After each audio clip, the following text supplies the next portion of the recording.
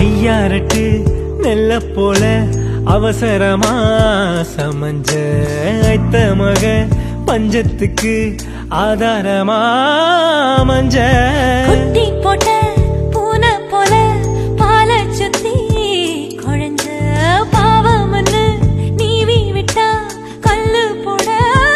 துணிஞ்ச சொந்தக்கார நான் தானே தொட்டு பார்க்க கூடாதா கண்ணம் தொடும் கை ரெண்டும் கீழே கொஞ்சம் நீளாதா இந்த நாட்டில் தீண்டா